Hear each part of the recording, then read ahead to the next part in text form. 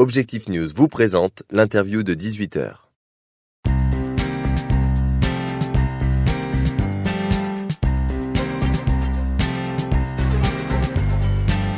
Sabine Barra, bonsoir. Bonsoir.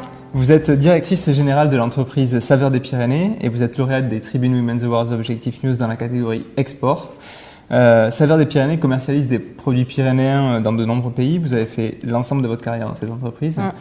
Pourquoi ce choix d'avoir intégré une telle entreprise qui est quand même sur un secteur particulier ?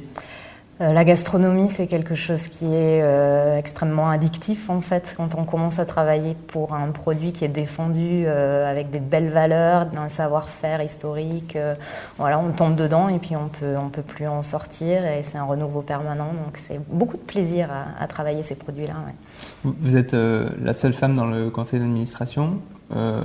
Comment vous avez pris votre place dans ce... En fait, tout simplement par la compétence. Je crois beaucoup à ça. Et nous, notre travail à Saveurs des Pyrénées au quotidien, et donc le mien en particulier, c'est de mettre en valeur les compétences de chacun, que ce soit celles des producteurs qui fabriquent des produits magnifiques et pour qui c'est important de faire connaître leur savoir-faire. Et puis aussi pour la montée en compétences de mes collaborateurs, c'est quelque chose auquel je tiens beaucoup. Donc chacun exerce son talent et tout se passe très bien dans cette configuration. Alors, vous l'avez dit, Saveurs des Pyrénées met en valeur des produits de bonne gastronomie faits par des producteurs locaux. En 2013, le chiffre d'affaires a dépassé les 3 millions d'euros et vous réalisez 60% de l'activité à l'export. Comment vous avez conquis les marchés étrangers avec une gamme qui est somme toute très localisé sur un secteur géographique? En fait, l'export, c'est tout sauf de l'improvisation. Ça nécessite énormément de préparation, de méthode, de rigueur, de savoir-faire. C'est une technique.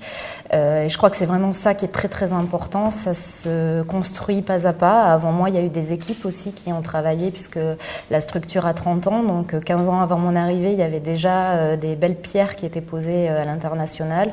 On a consolidé, on a défriché tout ça, mais toujours avec beaucoup de méthode, parce que l'export, c'est pas de moi, mais beaucoup de personnes s'accorderont à dire que c'est juste le bon produit au bon moment et sur le bon endroit, au bon marché. Donc, Justement, vous êtes conseillère du commerce extérieur pour la France.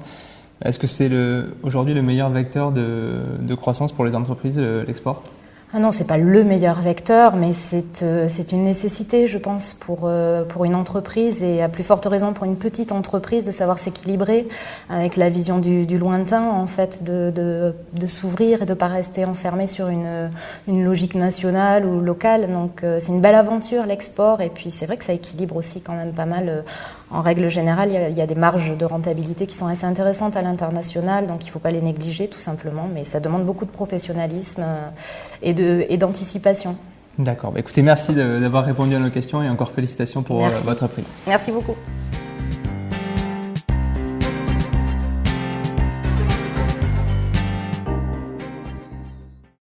Objectif News vous a présenté l'interview de 18h.